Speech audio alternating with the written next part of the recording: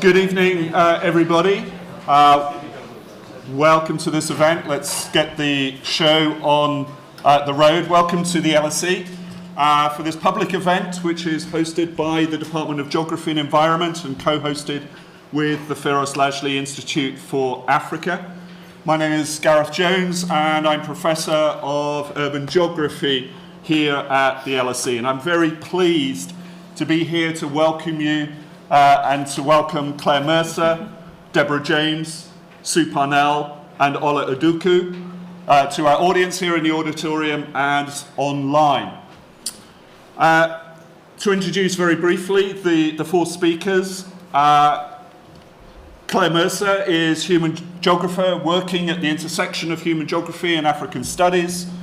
Her early work developed a critique of the NGOization of development, and subsequent work developed post-colonial approaches to civil society and diaspora.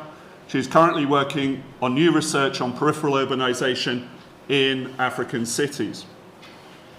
Sue Parnell is Global Challenges Research Professor in the School of Geography at the University of Bristol, an Emeritus Professor at the African Centre for Cities at the University of Cape Town.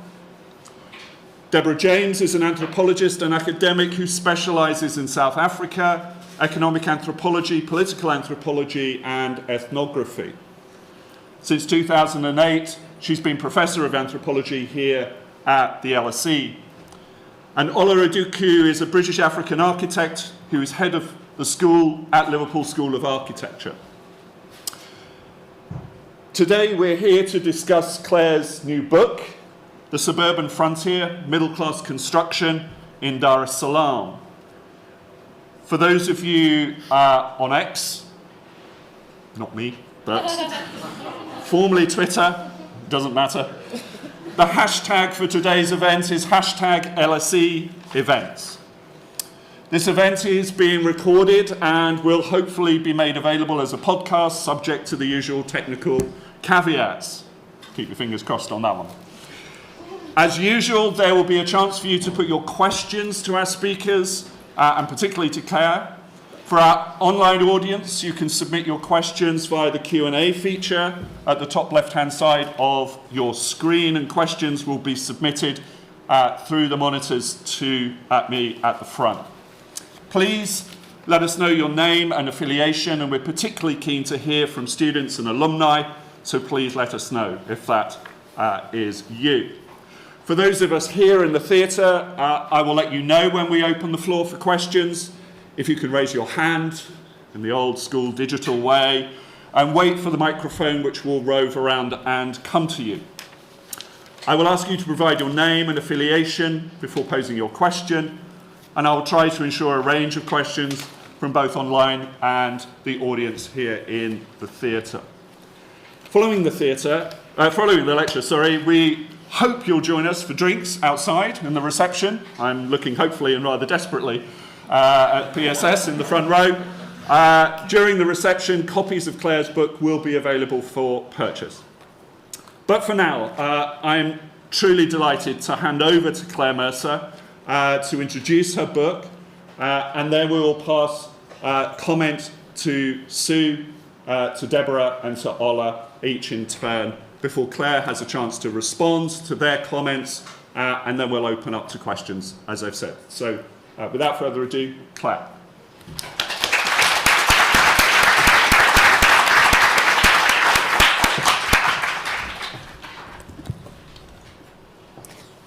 Thank you, Gareth, and thank you all for being here this evening to launch this book.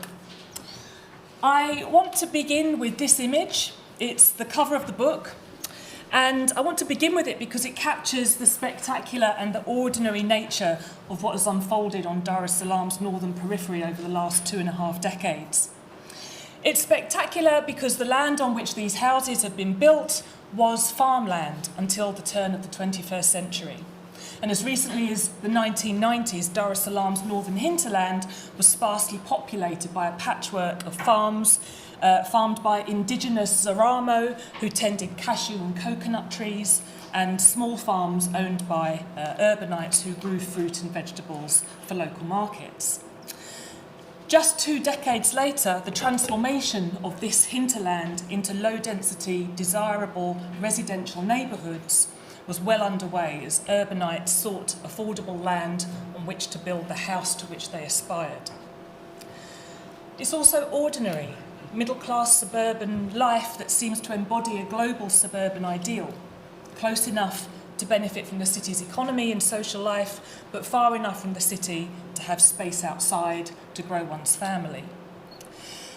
But these suburban neighbourhoods are also distinctive in significant ways. And perhaps most importantly, they're being developed through the repetition of thousands of individual cash-based domestic building projects rather than through large-scale financialised property development. This suburban zone is mostly lacking tarmac roads and, as you can see, bulk drainage, sanitation and piped water. These are, in fact, mostly informal settlements, but not as they've been commonly represented in African cities.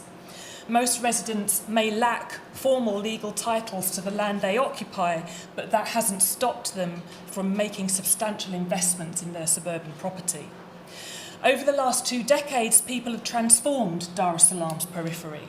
And when I first encountered these new residential neighbourhoods in 2012, where I had previously known a rural landscape, they prompted a series of questions for me. Who's building these houses? What kind of urban space is being constructed? And what does this mass auto-construction on the city's former peri-urban edge tell us about how African cities and societies are changing? The Suburban Frontier addresses these questions. It examines the transformation of Dar es Salaam's periphery since the late 19th century, from rural hinterland to peri-urban fringe to suburban frontier. And it does so from the vantage point of one neighbourhood, which you can see in the map. It's about 25 kilometres to the north, Salaam. And that's where I conducted qualitative and ethnographic fieldwork with house builders and residents on multiple research trips between 2012 and 2022. Starting in the last third of the 19th century, the land farmed by the Zaramo was enclosed, alienated, nationalised, enclosed again and commodified as it was claimed by Arab and European investors, then colonial and post-colonial governments, and then farmers and urban residents. So by the early 2000s, most remaining Zaramo had been dispossessed through hundreds of individual informal market transactions. In their place, a mosaic of the urban poor and the lower middle and upper middle classes had transformed this formerly rural hinterland into a residential suburban frontier. By the mid-2010s, as land prices climbed ever higher, savvy residents were anticipating where the next suburban frontier might develop beyond places like Salaam, and they were buying rural land in neighbouring districts, fully expecting that the suburban frontier would come to them in the near future. But there's more to this story than simply a narrative about changing land use on the urban periphery. The central aim of the book is to examine the suburban frontier as the place where Africa's middle classes are being shaped. Drawing on the long tradition of socio-spatial dialectical thinking in human geography, I argue that Dar es Salaam's middle classes are building distinctive suburban landscapes, and that those landscapes in turn shape what middle-classness is. Suburban space is not just an inert backdrop for the ready-made middle classes, nor is it an inevitable step on a linear and universal path of urban development. And thinking with socio-spatial dialectics enables us to see space and society as dynamically co-constituted in a particular time and place. By spatialising our understanding of the dynamics of middle-class formation, I show how investment in property, in which I include land, houses and landscapes, how that's central to middle-class formation and urban futures in Africa. Africa's urban population is projected to triple between 2018 and 2050 to 1.5 billion people, and most of these urban residents will make their lives in these extensive neighbourhoods beyond the central city. In Dar es Salaam, a city that's projected to grow from just over 6 million inhabitants in 2018 to over 10 million by 2030 to become one of Africa's 5 megacities, this process is already underway as the population residing in peripheral areas is growing faster than it is in central areas. Much of this urban extension is residential in character and peppered with many small businesses, industries and retail outlets, often located in people's homes. This is organic suburbanisation, constructed, extended and improved incrementally as thousands of individual cash-based domestic building projects take shape. It's also highly unequal. The majority of peripheral residents will have to build their own homes, but only a minority will be able to build a comfortable house like the one you saw in the previous photograph. As Africa's urban peripheries are slowly transformed, new ways of being middle class become possible and new forms of socio-spatial inequality are emerging. Understanding how these processes are unfolding on the suburban frontier is vital for thinking about the future of Africa's cities and the spatiality of urban inequality. In the last minutes that I have, I want to briefly outline to you the 3 main arguments of the book. The first contribution of the book is to develop the concept of the suburban frontier as a way of understanding an important dynamic of contemporary urbanisation in Africa. And I use the suburban frontier to conceptualise the urban periphery as a dynamic zone of domestic investment in residential property. The suburban frontier is a zone of commodification, of dispossession, of accumulation, of risk, aspiration and experimentation that is especially productive for middle class formation. The middle classes have been the principal beneficiaries of the commodification of land and the enclosure of plots, accumulating assets in the form of land that can be built on, loaned or sold, and houses that can be lived in or rented out. And this image here on the left is a handmade sign advertising plots for sale in a rural area or on the edge of the city. The suburban frontier is also a zone of aspiration where the middle classes seek to consolidate their social position through the aesthetic value of the architecture and landscapes they're creating. In building desirable residential space that has pushed into the city's rural hinterland, the middle classes have transformed the landscape from these scattered farms and bush into a sea of small-scale self-built houses on individual plots. The relative size, the quality and the lower densities of these buildings, together with the attention paid to architectural design and the use of new building materials, has produced what residents consider to be a desirable suburban landscape when compared with both the congested inner city neighbourhoods and the scattered, poorer quality of the peri-urban fringe that lies beyond the suburban zone. Yet, their property is also at risk here, where the statutory land tenure of the city bleeds into the customary land tenure that prevails in the formerly rural hinterland. Middle-class experience on the suburban frontier is shaped by the twin possibilities for accumulation and loss. Property is always open to contestation from neighbours or strangers, or reclamation by the state under eminent domain, and a great deal of time and money goes into trying to secure property on the suburban frontier. And finally, this is a social and cultural frontier. Here, the new middle classes are pioneering suburban lifestyles around new consumption practices and privatised leisure, transport and social services. By way of the private car, food is purchased in supermarkets, children are schooled in English medium private schools, religious services are attended in newly constructed places of worship, and weddings are celebrated in expensive private hire halls, all without having to enter the city's historic urban core. For the middle classes, life is increasingly lived on the suburban frontier. And what the book does is it takes different aspects of this suburban frontier with chapters dealing with land, landscapes, houses and lifestyles.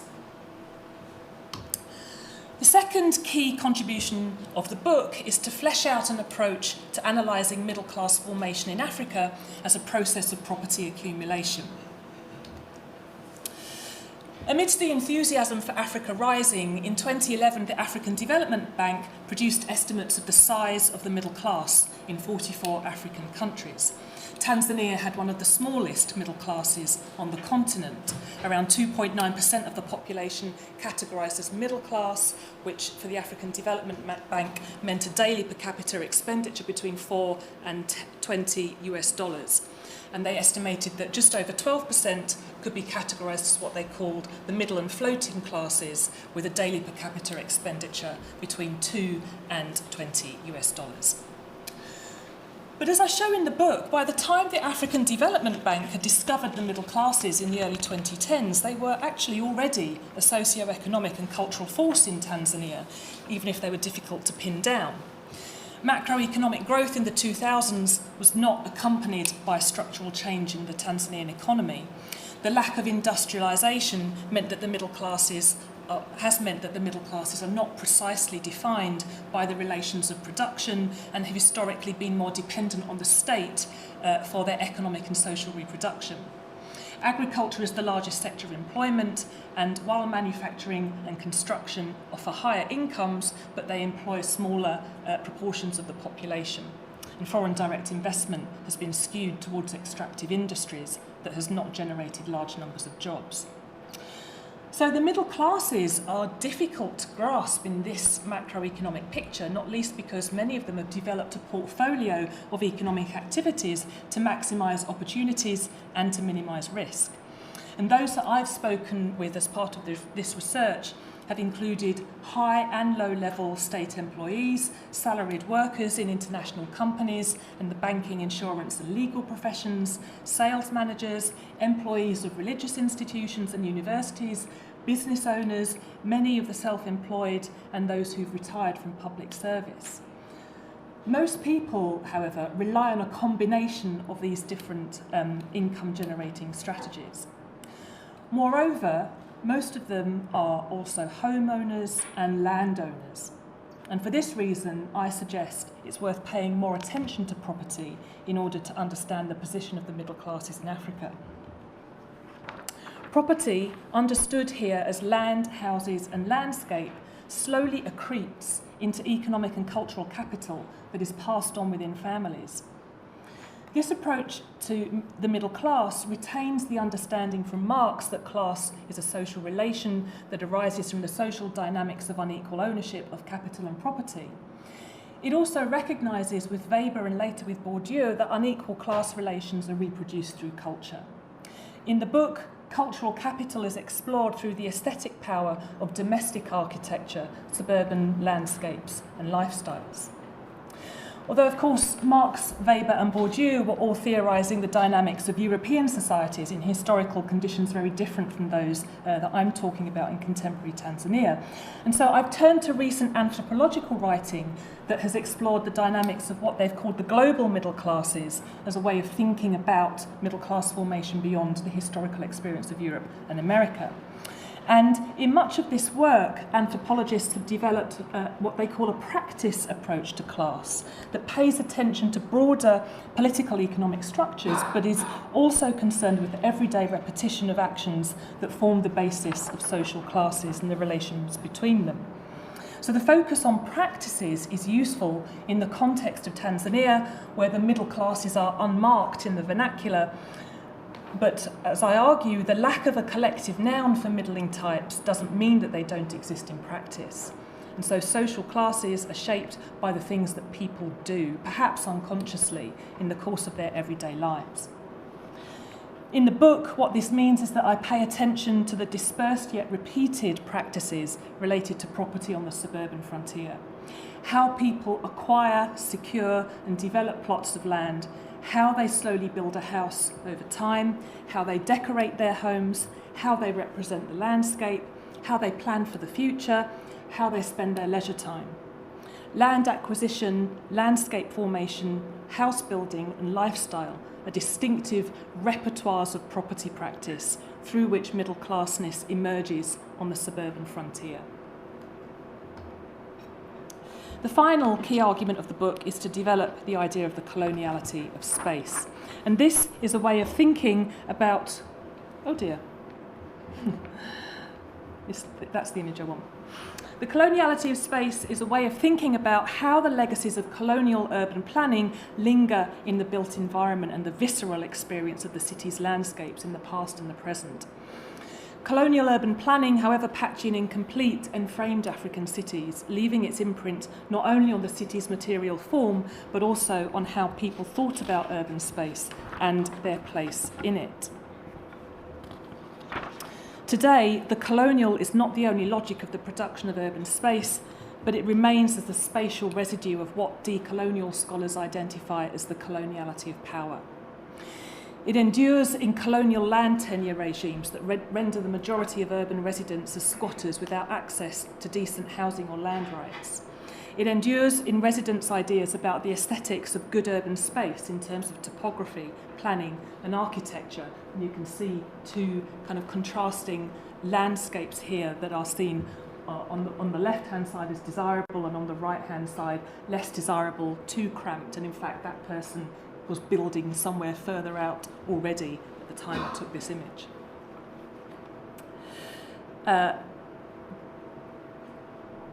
It endures in colonial land tenure regimes that render the majority of urban residents as squatters without access to decent housing or land rights. It endures in terms of ideas about topography, planning and architecture. And the coloniality of space endures in a hierarchical way of thinking about urban space, in which some places are better than others, and people higher up the social hierarchy deserve to live in better places. As I show in the book, it's also central to middle-class urban imaginaries and urban spatial practices. The most common use of land in African towns and cities is for housing. Yet, the question of how most housing is produced in urban Africa has fallen off most governments and researchers' agendas. In most urban areas, residents fashion their own living spaces in the interstices by building or renting.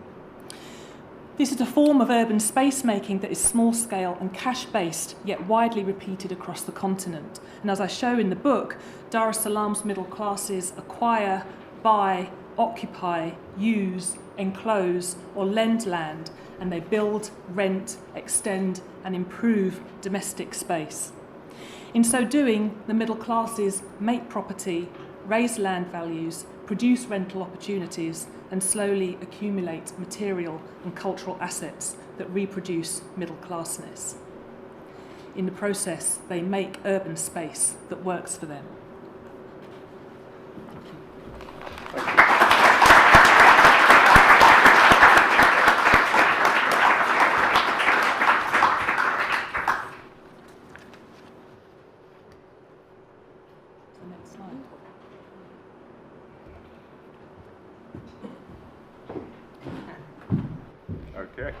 Over to you, Sue. Great. Thanks, Claire. That was really, really useful just to kind of get our teeth directly into it. I wanted to say, though, just to start, there's a reason why you should read the whole book. There is something about the freshness, the wholesomeness, the completeness, the opportunity for nuance and texture in a book volume that you simply do not get in an article. There's a reason we have a book launch and we don't have article launches. And this book is worth reading. It's worth reading, tuck yourself away and read it from cover to cover, because it not only provides us with what you would hope for, which is a narrative arc, you can keep going, the story is clear. It's also helpful that we meet interesting people, we meet interesting places, we come across interesting buildings, we discover things about institutions, but there's a conceptual sophistication that emerges from that narrative. And that's what you generally do not get in individual shorter kinds of articles. And so I'd take it away, put yourself in a corner, get your cup of tea, and read it ideally in the 1 or 2 sittings that you can do, because I think there is something to the craft of the production of a book of this kind that is deeply to be celebrated and to be, noted. So absolutely, Claire, thank you for that in that sense. It's the first time I've done trying to read from my notes on a cell phone, and it doesn't work very well. So bear with me while I go on that. I think what for me, just as you get into it, one of the things which is really useful is that the book takes what for us to places which for most people in the room will be places that they do not go to. It does so with sufficient clarity that you're unable to understand the wider points that are being made. And that's really important because it brings to life, we can't all go to all places at all times. And so it's in the consumption of and the reflection of those who are embedded in those places that we're able to think critically, to begin to compare with some of our own realities. So I think that's one of the real values of the book. There's a second value to the book for me in the story that it tells, insofar as I think it validates the experiences of city building in Tanzania, in Africa, for people who live in those places.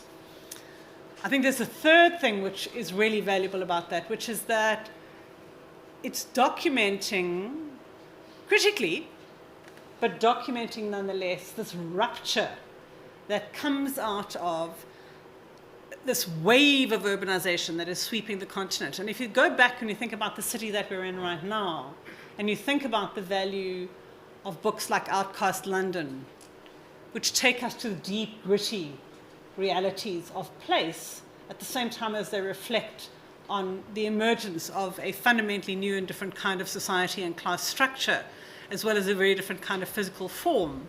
I think that one of the things which I think the book really does well is it offers us, I kept thinking about Hellman's work on Royard and some of the pieces in Johannesburg and how rare those are. How in 100 years' time we look back on the contributions of books like this to say, phew, thank goodness you took the time. Both in the field, because of course this is not a product of a week of engaged research, but rather a sustained process of that, but also in that process of reflection. So I think just to mark that as a significant contribution of the volume. But I wanted to pick up on not the kind of the enduring value of monographs, although I do want to underscore that I think they become less and less a part of academic practice, and we lose the craft of scholarship by letting go of that. And we want to hold it and value it above other kinds of academic production.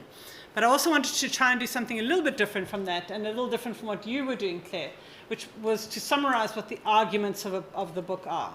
Now, a book that is clear has a crisp argument, and you've heard Claire articulating that. But I think something which is of value also perhaps goes beyond that, a little bit wider than that kind of contribution. And I think for me, what sets this apart is that I think there's the beginnings of a scholarship that is not what we would just call interdisciplinary or transdisciplinary, which we also, oh yes, it's very good, nice that it does that. And I think Deborah's an anthropologist, we've got Narkadal as an architect, I'm a geographer. There is an interdisciplinarity to the inquiry which is appropriate when there are new phenomena that we're trying to come to terms with, and when they're complex phenomena that we're trying to come to terms with. And I think that's there and it's present in the book. But I was pleased that I was also able to distill what for me were distinct contributions. In other words, contributions which are narrower, sharper, more specific to particular kinds of communities. In other words, contributions which go beyond the value of Deborah and I talking and recognizing our different disciplines meeting, and where there is some common place in that. And I wanted to highlight for you, the book I think sits at the nexus of geography, which you would expect as a geographer, African studies, really an area-based tradition that is quite distinct, has a very particular intellectual set of questions, a very particular politics, a small but sharply crafted set of debates. And then urban studies, this much bigger, much more loosely constituted domain of knowledge. And those people don't always talk to each other. There are only a handful of urban geographers who do Africa. There are only a handful of Africanists who do urban in ways that talk about place. Yeah? And so there is value in this nexus and in bringing these communities together. But I thought that for me, what I took also from the book was the idea, the resurrection for geographers and the relocation of what is an otherwise essentially very largely European tradition of writing about landscape. It also brought it into the urban domain. And I think, Claire, that teasing through of kind of people, places, institutions, the insertion of the ambiguities of land ownership, land control, but of the physicality of the earth that leads to and must be controlled in order to be settled, really does build on that geographical tradition of landscape. So it both builds on and challenges that. And I celebrated that as a geographer. Claire knows this, but and some of the rest of you may not, but I like the fact that I don't think of Claire, I'm beginning to think of her as an urban geographer. I think of her as an Africanist. I think of myself as an urbanist who happens to do Africa. But of course there's that coming together, and the real value of the book is to have that detailed, ethically, linguistically, socially, culturally grounded tradition of African studies brought to the study of the city in the African context. And I think particularly north of the Limpopo, that is relatively new. And so a massive contribution in that regard. And then finally, with respect to urban studies, I suppose the thing is the freshest thing, is the thing you were talking about most directly and sharply in your presentation, is this idea of what does the middle class mean? How do we understand the middle class, and what is the relationship to class formation, accumulation, financialization, built form change that we have there? So for me, really, really valuable contributions there. I've got loads of questions there. I know that you've been working on Tanzania for a long time. I know that there are lots of other people working in other places.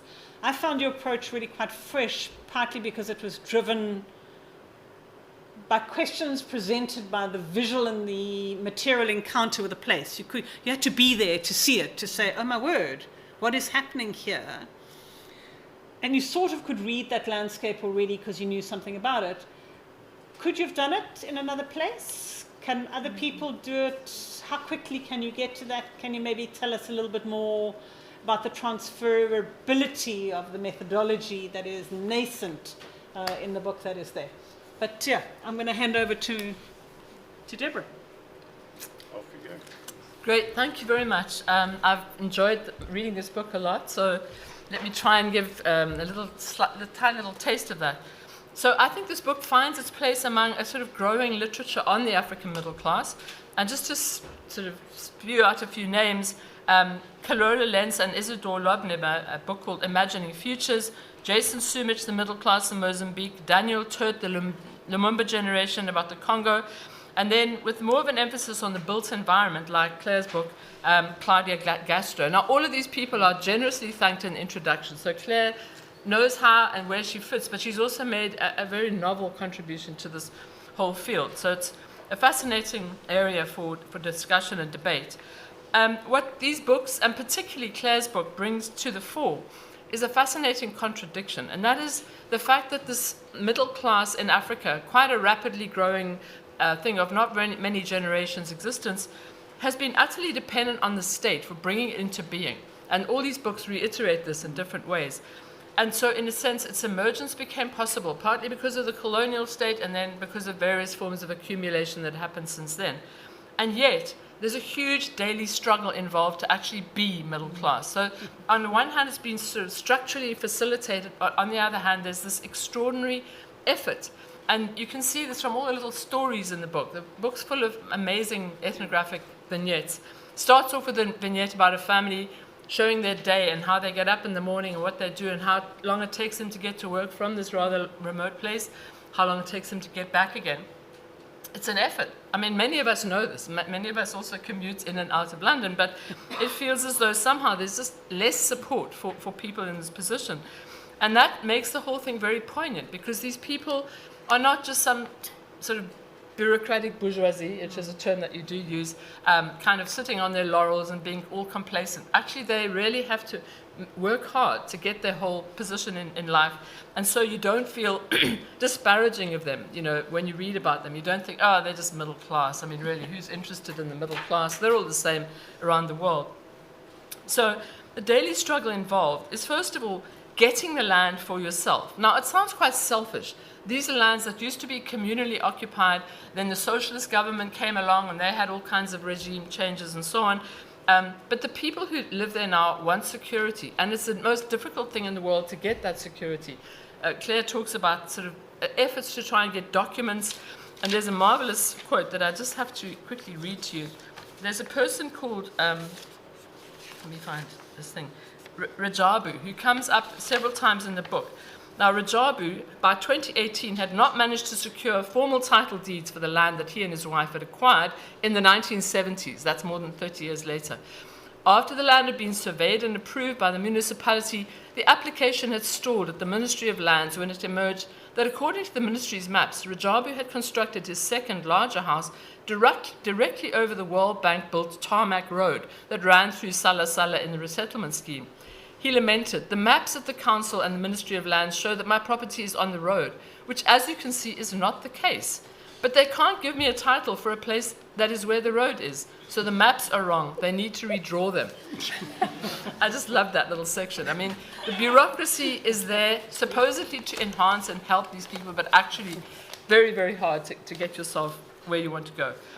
The second way in which it's difficult to kind of get your place in this world is this: it's a huge effort to keep and maintain your land. Not only do you have to buy it in the first place where it becomes an asset, but there are certain people who then have to relinquish it. They can't actually afford to keep it up. So there's a second level of effort.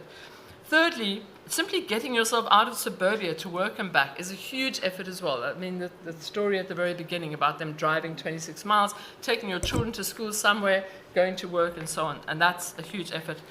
And finally, the interesting point to me as well is the amazing effort that goes into throwing extraordinary parties, because there's a lot of consumption that's going on, and a lot of it's quite conspicuous consumption. And again, one would maybe sort of think, oh, these people are just into glitz. They sort of like throwing their money around and having extraordinary cakes to celebrate their graduations from school and so on. But actually, what for me is so interesting is that this kind of respectable behavior, which many of these people are really aiming at and achieving, is basically kind of very, very generous as well. So although there's a tendency towards individualization that Claire is talking about, people maybe used to throw parties in big spaces. Now they're tending to have invitation-only parties in their own living rooms, or maybe in a hall, and you can only come if you've got an invite. They nevertheless involve a lot of generous giving out of food and buffets and amazing celebrations. So there's a huge generosity and a communally implanted element in this thing. So that's not like your classic bourgeois person who's stuck behind their lace curtains in some suburb in, Middle England somewhere. It's more generous in an interesting way. And that again resonates with much of what I've read about the middle class in Africa. So what I wanted to ask, I know that I'm not going to ask you many questions here, Claire, but I did find it interesting to think about how this kind of respectable behavior, which on one level sounds very, very colonial. It sounds like the colonial, starting off with the Germans, then with the British authorities, kind of implanted certain respectable forms of behavior and said, if you want to belong to the middle class, you've got to get a job in the civil service and then, be a respectable person. In a sense, it seems to derive its importance from those colonial impositions, and yet at the same time, it's very Tanzanian, very African. So for me, this idea of the coloniality, which you talk about quite a bit in your book, seems to be all about an encounter between the local elites and the colonial authorities, not just a sort of imposition of colonial ideas onto some kind of set of people who then somehow just receive it. So I felt like there was a real sense of an emerging space in which people are sort of inculcating themselves with certain ideas, but also changing them into something rather different. I was fascinated by the gendered character of all this, and I found myself wondering, there's all these parties being thrown, people making cakes, people eating cakes. Do the men actually hang out at home, or do they go down the pub? Because there wasn't a huge amount of talk about them. And a lot of the thing in there is about lifestyle, dieting, going to the gym, making and serving and filming the cutting of and then eating the cakes, which, as Claire points out, almost takes the place of killing a beast, which maybe 40 years ago people would have been doing. But again, there is a certain kind of poignancy in all of this because, as I said, although it seems as if this group of people has been kind of facilitated into being, they have had certain advantages which many other people have not had, those who live in these more sort of squalid-looking houses, which are very much looked down upon by those middle-class types, and yet at the same time, this extraordinary effort that has to be put into just keeping yourself almost going, keeping your head above water, and so on, is just very poignantly portrayed. And so I just wanted to read you one more little story, and that was about Rajabu, who finally ended up with some success. He did actually manage to get his land regularized. So this took a full, I think, about 30, 40 years. In early 2022, while some residents of Salasala were complaining about the cost and bureaucracy of the regularization project, Rajabu had finally managed to collect his title deed. The surveying project had produced an accurate map of the neighborhood, and his house no longer appeared on the road. The new map removed the final obstacle to obtaining his title. The deed for his 3/4 acre plot cost 1.2 million shillings, which is $522.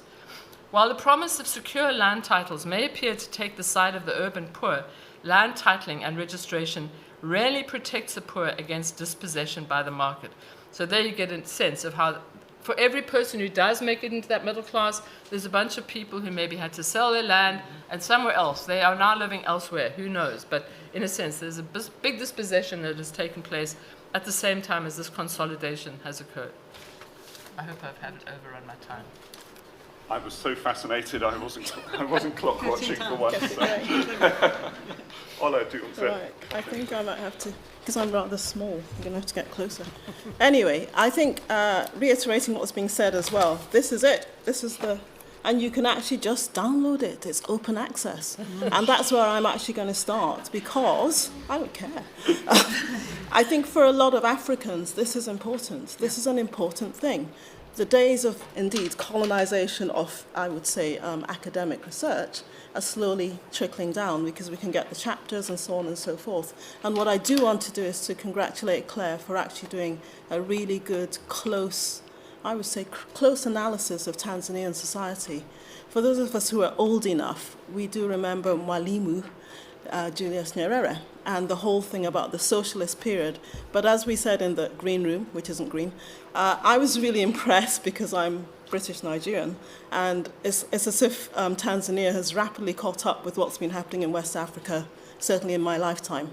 The first land use decree was in 1973. I can remember because I was still in secondary school.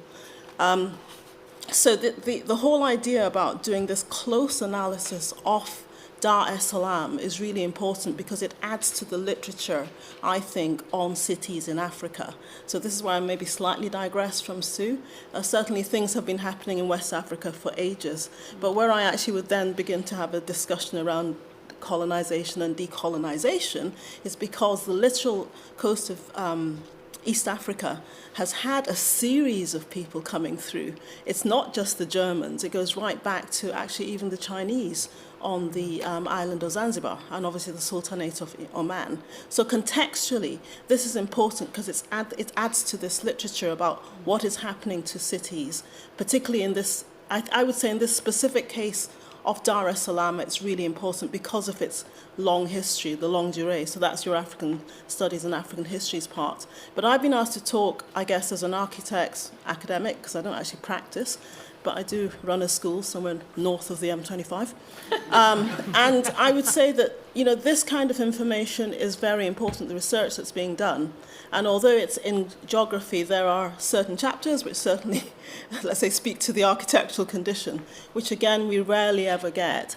So it's really good to have this discussion, which actually does contextualize the idea about the Swahili house and how that has happened, how over time this has transformed, particularly as, I guess, urbanization and urban formation has happened in Dar es Salaam. So we know that the bigger cities in the coming, 50 years are, wherever, the Lagos nexus, Congo, Brazzaville, and so on, but certainly the speed of both urbanization and population has meant that, as Claire has pointed out, the population of Dar es Salaam is quintupling over time. So this is very important. I think the issue about where urban space goes and the frontiers is another interesting one. I would say the middle classes have always been contested, even here. I mean, if we substituted what's going on in Sala with some of the wimpy homes that I find on the periphery of the various cities I live in, you're getting the same kind of things. The idea that because it's not architected by an architect, it isn't home, is something, again, that I would say is quite general to what we consider aspirational. But I guess the question is, what is class? Or because I think there's a grey area. I mean, as you point out, there are those who are in that category, whatever the African Development Bank says about, is it $2 to $40? But then there's also this in-between living, which we would find in Latin America, and I'm sure we'd find in Southeast Asia as well. But the specifics of the African case are very interesting, and this is where I would agree that it's really an African studies, African geography discussion. In another research project I'm involved in Manchester, the African Cities Research Consortium, we've been looking at 10 cities across sub-Saharan Africa, and the issues that are coming up in Dar es Salaam are similar. There are issues about space, there are issues about where people are able to find shelter. And if we think about shelter as being one of those sustainable development goals, everybody needs a roof over their head. How do you do that? And what becomes the city, what becomes the grey area, the periphery, becomes really important. So that's the kind of identity thing. I would think I'd then want to talk about the materials, the materiality of the space. And this is where, again, the concrete block formation, this could be Lagos, I'm sure it could be actually some parts of Cape Town, maybe not Khayelitsha. But the idea about what is home is, I guess, an aspiration for many. So if I put on my sustainability hat, the question is, again, the cement block. I know those networks because that's part of the research we were doing. I was sort of saying the richest man in Nigeria who's just built a refinery for us, his main material was cement. And apparently the trucks go right across war zones to get to places like East Africa and Central Africa. I was in Malawi a year ago, and they were talking about cement coming from Nigeria. Geographically, I couldn't quite get my head around it. So these materials that are being used are international. And there are these issues about how these flows work, and indeed who's paying and how much is it costing, particularly now that we're in another set of economic spirals. When we talk about what the urban future of Africa is going to be, there's that question about what we're using. So one of my questions was, did she see solar collectors on anybody's roof? Because in West Africa, it's become a thing. But I was sort of saying, in a longer term geographical discussion, not everybody with an aerial on their roof has a TV. So, what are the things that make you middle class? Is that one of the things? Where are we looking at the future? But I think aside from that, these identity questions and materials, I think there's that issue about where things are going in terms of how we understand space and how we understand the architecture of space. Because this is where I like being historical. I mean, there's an issue about whether indeed in a lot of Africa we need to be in these houses. And indeed, in one of the quotes, one of your respondents says, if I was to build it again, I wouldn't build it this big. So there is something about, I want to show that I've arrived. Which again is not unusual. This is something that I guess this is where I contradict myself. That is possibly aspirational middle class ambitions and so on. What do we do? Where do we do it? And how do we show it? And I think Claire is absolutely right. Your house, well, like here, everybody's house is their kingdom. But in a future world, where are we going to go with this? And this idea about this sprawl that continues. So it's north of Dar es Salaam to Bagamoyo, or rather people commute, which again a lot of us do anyway. Even here I stare into the abyss sometimes when I'm trying to get from outer Manchester into Liverpool or Manchester or whatever it is. But the whole idea about the infrastructure, the networks around how which we support ourselves becomes really, really important. I think the other question I would ask, though, is, I guess it's around, indeed, the generosity, but is it some... Let me rephrase it. I have written two, or collated two volumes on gated communities, I was actually quite surprised about how individualistic it seemed a lot of the formation was in Dar es Salaam. In certainly Lagos and probably bits of Accra, the street would gather together. And I'm not saying that the street would necessarily be planned, but a series of people would gather together and wall out their buildings. Then they would employ what we would call a MIGAD, so that's a security person to look after. And then they would also contribute to a borehole and so on. So there's that kind of communal thing. But I wonder whether that's back to do with the insecurity of land tenure. So going back to even Nigeria with its 1001 things, land tenure, I guess, sounds like it's more secure than here, where you're sort of saying that even with the certificate and so on, at any time, people who feel they've got tenure to land could be moved off. But I think, to me, that was the thing that seemed somewhat different in terms of comparators. But I think certainly it gave a very unique and I think well-needed analysis of what's happening in Dar es Salaam, particularly post-socialism, now it's post-Magufuli. Where is it going next? Thank you. Thank you.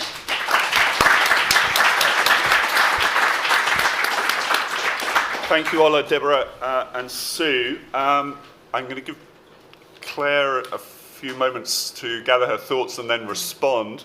While she's doing so, if you haven't already, please start composing your thoughts and questions to come after that, if you would, please. So, but before then, Claire, the panel has already posed some questions, I guess, and some points to raise, so it's response time. Should we maybe collect some questions? Oh, you want to cut straight into questions? Yeah. Absolutely, yeah, of course. Microphones to the feet. There's a question here in the front. The race is on. And the winner is, if you'd say who you are and affiliation, if you want to give it away, and your question. Hi, good evening. Thank you very much. Not Claire. working yet. Hello? It is. Yep. It is. Hi. Good. Good evening. Thank you very much, Claire and everyone. My name is Jonas Lethierry. I'm a PhD candidate at DPU at UCL. I have two questions. The first one, Magufuli, was mentioned briefly at the end. I'm curious, because you said you did 10 years of field work. I'm curious whether the different political climates in Tanzania in the last 10 years shaped the practices that you observed in your research. The second question is a bit broader. I was wondering if in the property practices and landscapes that you witnessed, whether any of your research was focused on the relations to the natural environment. What are the relations of the middle class to the natural environment, and how are their decisions in terms of property defining their long-term relations to the natural environment as Dar es Salaam urbanizes? Thank you. I'm going to open the bidding on any more questions. There's a question at the back.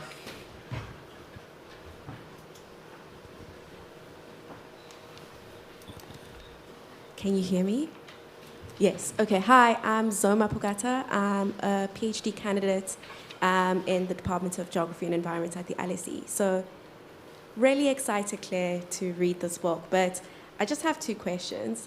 The first one, and I'm speaking as a South African with a very particular understanding of the black middle class experience in South Africa, is I'm quite curious about the relationship between middle class formation in Tanzania and debt, because that is a relationship that's very intricate in the South African context, especially for black South Africans, black middle class South Africans.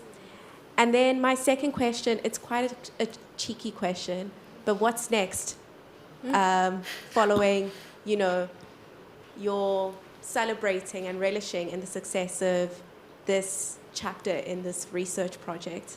Yeah. Thank you. Hi, and directly in front of you to Jenny. Yeah, Jenny Robinson, Geography, UCL. So Claire, can't wait to read the book.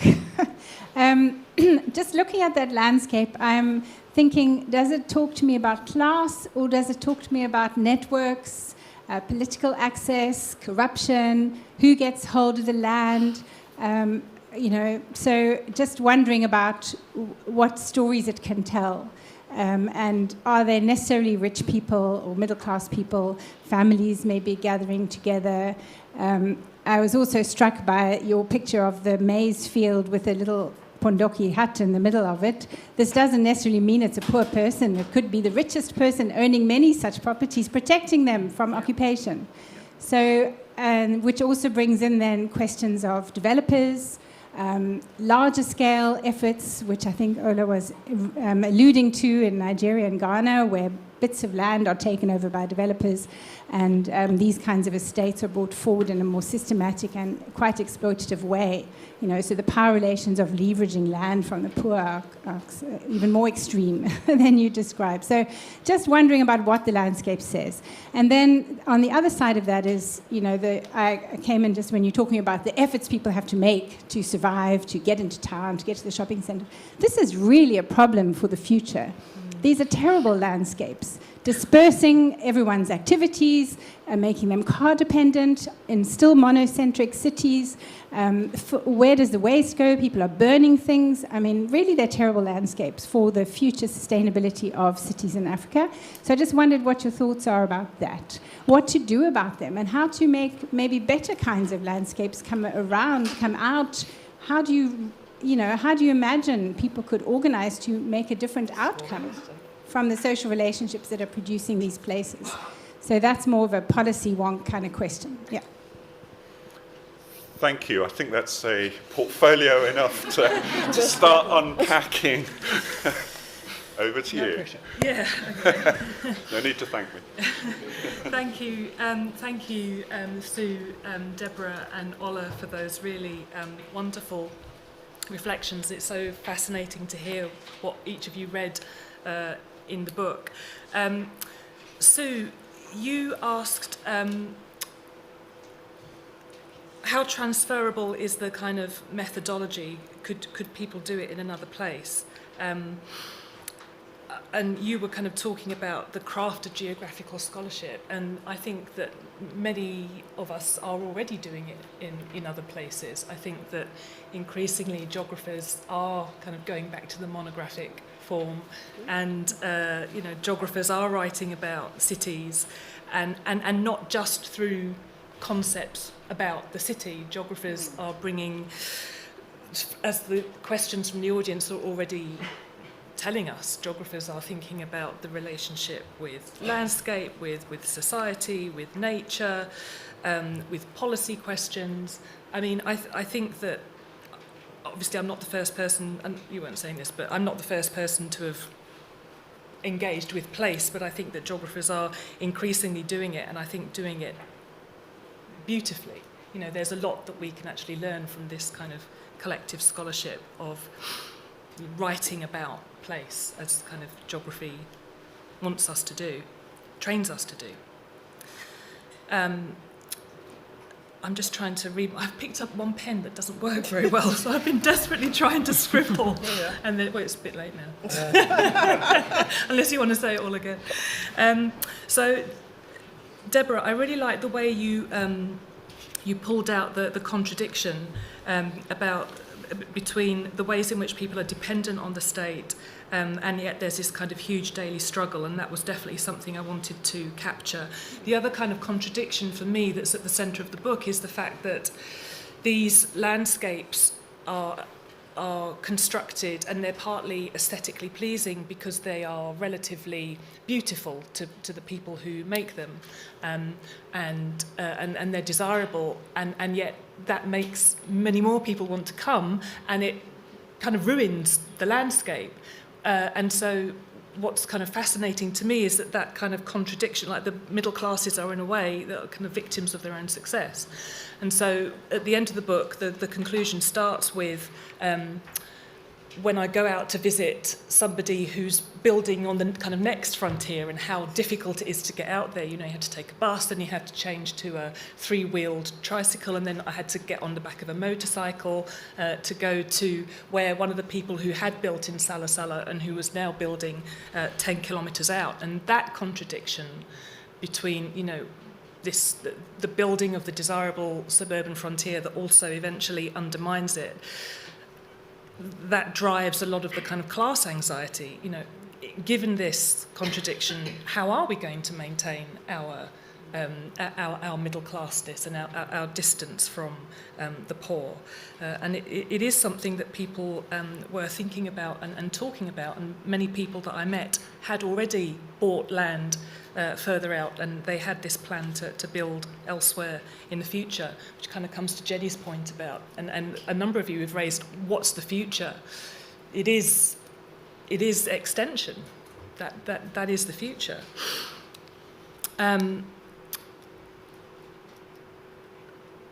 So I'm just trying to go through and find your comment. Oh, your comment about respectable behaviour. It is partly what is respectable is about formal education, some kind of active income generation where it's kind of clear where income comes from. That's seen as respectable. Family life, observing religious practice. But what it means to be middle class and what it means to be respectable in Tanzania is also overlain with socialist ideals.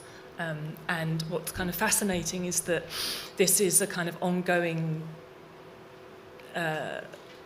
debate, I think, the kind of socialist legacy and what that means for ideas about respectability and modernity and what kind of futures people aspire towards. So, and you see that in houses where those who build too fast or whose sources of income are not clear are questioned. Maybe not directly, but you know, people will raise eyebrows if someone's built really fast because it's not clear where the money has come from, and there is an anxiety about how wealth is generated and who's benefiting and what are some of the shady deals that might have gone on or not. And so the kind of questions about respectability in a post-socialist context are kind of there to be read in the landscape, in these houses and what people say about them and the practice of their building. Do the men hang out at home or go down the pub? Well, they do both. One of my favourite kind of ethnographic moments was being in Salaam one Saturday morning and walking on the main road trying to find people to talk to, and we saw in the distance a kind of open air bar, and it was like, I don't know, 10 o'clock in the morning. So it's kind of open air and there's a kind of concrete slab. And I realised that there were about 10 men who were doing a step aerobics class. And you could see them from the main road. And I was kind of so fascinated by this. I mean, I'm talking about like 10 years ago. So it was, now there are kind of running clubs everywhere. But 10 years ago, this was still, you know, still quite something to be seen. It wasn't something that you saw very often. So I went to try and talk to them and kind of had to wait for them to finish their step aerobics class. And then when they'd finished it, they kind of brought the chairs back onto the concrete plinth and ordered beers and meat soup and sodas and the kind of male kind of bonding activity around drinking began, and they were planning what they would be doing for the rest of the day. But men were also absolutely central to the rituals at home and the new kind of lifestyle practices that I talk about. So, for example, I talk in the book about going to a primary school graduation where the kids who leave the primary school, there's a whole kind of event at the school to celebrate the kids going on to secondary school. And so that's a kind of new kind of event, but then after that event people would go to their homes and the family would be together where they would continue celebrations. So men and women were both hanging out in the home and going to various rotating credit groups, religious groups, community groups, and step aerobics classes. I can't read what I've tried to scribble. That's not good, is it? Here's a photo of the graduation cake. Oh, She's yeah. got a graduation hat on it. A mortarboard. Yeah, mortarboard, that's it, yeah. Ola, your question, your kind of comment about materials. I mean, and it kind of goes to Zoe's question about what's next. So the research I'm doing now, kind of post-book, is looking with colleagues at the University of Manchester and in Dar es Salaam and in Accra, looking at the kind of economies around house building, and part of that work is really interested in these new building materials. So when I first started doing this work in 2012, the kind of new roofing sheets that were available were, people would say they were described as South, because people thought they came from South Africa. Yeah. And some of them did.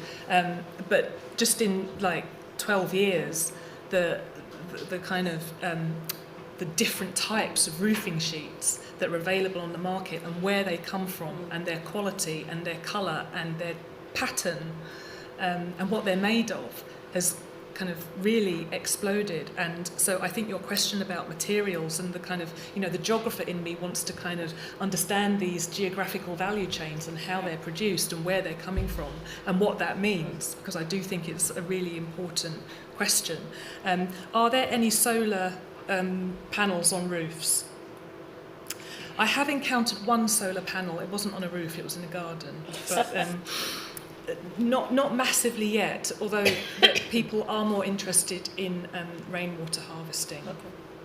I would say that's much more common. But the question about, and it comes to your question as well, about nature and the environment, I mean, it's just, all I can say is that people didn't talk about it. People didn't appear to be considering it in their building practices. But I also didn't therefore then go and kind of ask people. It's quite possible that things are happening. Well, of course, it's very possible that things are happening that I didn't pick up on. But I didn't. People explicitly didn't talk about it. People did worry about the environment, but more kind of as it affected them. So, for example, in a house very much like this one, there's a kind of path that ran up the side of it, and it was kind of on a slope.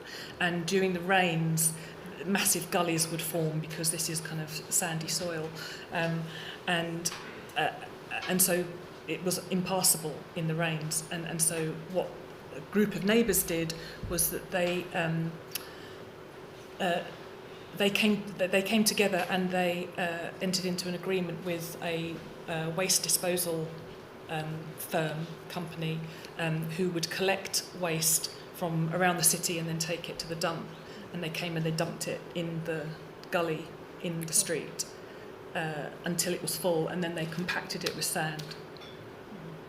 And that was the kind of solution, and this happened in a number of places that I saw.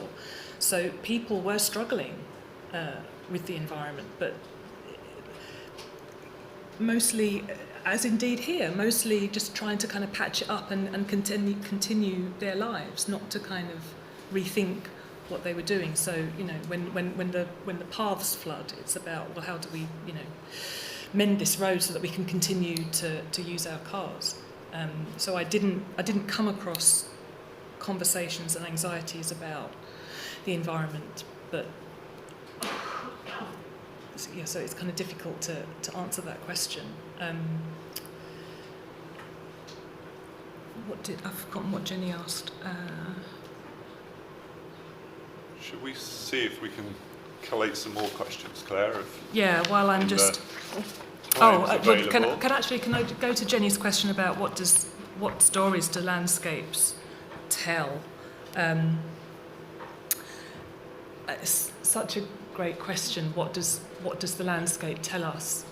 And as you know, I'm not a geographer of landscape, so. I think you are. But that was the question that because I mean my entry into this research project wasn't me sitting here in the LSE and thinking, right, I'm going to go and find the middle class, or I'm going to go and try and understand house building. I actually kind of stumbled across these landscapes, starting to try and do some research about rural to urban migration.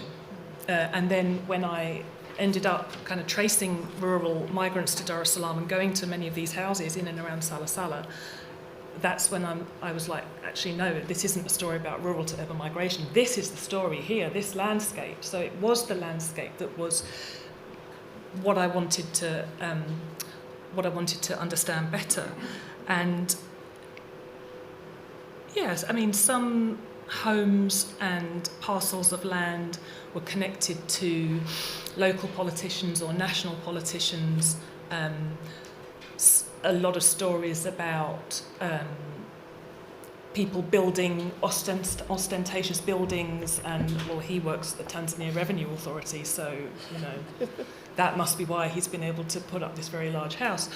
But for the most part, you know, grand corruption or kind of stories about misdeeds and misdoings were very few and far between. And you know, most people whom I met and talked to, you know, just ordinary people who were, you know, trying to access land, engaged in kind of long disputes with neighbours over a boundary, or somebody who's built too close to a wall and, you know, the rain is coming off their fence over into my back garden, you know, mundane, everyday politics with a small p, rather than kind of, you know, more larger stories about kind of corrupt practices or how people have accessed land. And that was my experience from spending time walking around and talking to people who'd built in these areas, which is not to say, of course, that these politics play a role in these landscapes, but I think that these landscapes are, to use your term, they're more ordinary, you know, than we might otherwise assume. And developers, there are, as you know, there are some in Dar es Salaam, many, far fewer than in other African cities. But again, what's driving this kind of sprawl and this building, it's not even relatively medium-scale domestic developers. You know, talking generally, it's individual families, individuals who are trying to access land and to build. And I think that's kind of what both surprised me and what I found fascinating and what I wanted to document in the book, I think. Yeah. Thanks. I think we've probably just got a minute or two for one more round of questions. If you can get the microphone in here. And then take over to Booya, and then one further back again. That's probably. Oh, and Ben. Okay. Well, we'll collate the questions and then maybe answer really quickly. Answer discerningly. Hello, I'm Digby Hunt. I go to Forest School in Walthamstow, and I'm wondering if the Tanzanian government is sort of thinking of any funding for like state building housing projects to support the emerging middle class and ensure like safe and sustainable housing for the longer term. Thanks.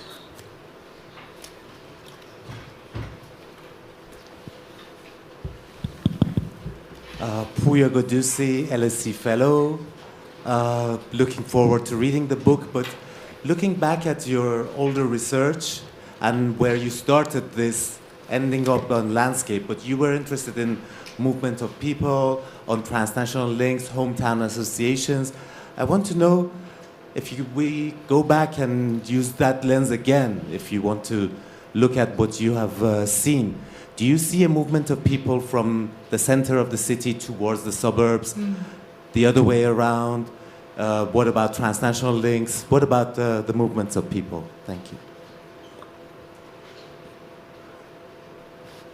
Hi, Professor. My name is Samir. I'm a student at the LSE, and I am from Tanzania. I live in Dar es Salaam and split my time in Iringa. My question is specifically on the role of government with the growth of these housing developments outside of Dar es Salaam and outside of cities as a whole. What role does government play in limiting that growth? Because it is a little uncontrolled, especially as you mentioned, that housing enabling infrastructure doesn't exist. Plumbing isn't there, electricity isn't there. So what role does government have to play to either continue to permit or to limit uncontrolled growth?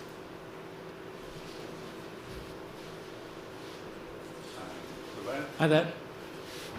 Is that working? Yep. Hi, Ben Page from UCL. Congratulations on the book. It's wonderful to see it in print. My question is prompted by some of Ola's remarks and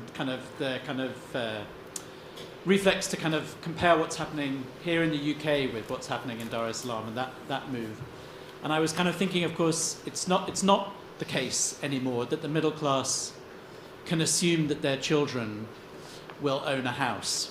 And there's a significant proportion of this population that will never own a house. And I wondered if that was kind of an anxiety of the middle class in Dar es Salaam at all. What's going to happen to their kids? If there's any talk of inheritance or dividing properties, or what's that future going to look like? What's the generational story? And Claire, hold on. There is an online world which I've been alerted to and reminded of. So, Catherine. We have a question from Belinda Dodson, and she says, can you say more about the diaspora element in making the suburban frontier, financially, aesthetically, and socially/culturally? Okay, right. Say some more, but not too much. Yeah, okay. So the question about state building housing for the longer term, and also the question about the role of government. So the Tanzanian government has never provided enough housing for its citizens, which is why people build their own houses. And housing policy is very low down the government's list of priorities. And yet, many of the people who are building the houses that you see here work for government. And so when we say, what is the government doing? The government isn't doing anything, but people in the government are part of what is driving this middle class and this suburban frontier. So I think we have to kind of recognise that kind of duality when we talk about the government. The question about migration and movement and diaspora, and yes, to answer your question, Puya, people are moving outwards from the city centre out to the suburbs and further on again after that. But Belinda's question about the role of the diaspora, I haven't found a great deal of evidence of the diaspora in house building and the kind of cultures and practices around house building in Dar es Salaam. And I think that's very different from West Africa. I mean, I'm thinking of Ben's work in Cameroon, where the diaspora are absolutely central to that that dynamic. And I think that's partly because just to compare Tanzania and Cameroon, the Cameroonian diaspora is much larger and internationally mobile compared to the Tanzanian one. But the question, Ben, that you asked about the middle class anxieties around children and inheritance and the future, that's partly, I think, what's driving the acquisition of land and plots. It's not just about building a house, but actually people will have a portfolio of plots, and some which they intend to build on, some which they intend just to give to their children for their inheritance. So the middle classes are definitely thinking about this, and it is something that is anxiety-inducing for them, and it's definitely part of their strategy for how they accumulate land. Inheritance is one of the key things, because these houses aren't being sold. There isn't really a housing market. People are building, and often it's the land that the houses are on that's more valuable than the house itself, and it's keeping hold of that land rather than trading houses in a market that's what's really valuable for people. Okay, thank you very much. We don't have cake, I don't believe, at least in any shape or form outside, but we do have that most suburban and middle class thing of all, which is wine and nibbles, so we can all aspire and show off our aesthetic values in that form. But before we do that, I want to thank Ola, Deborah and Sue for their generous comments.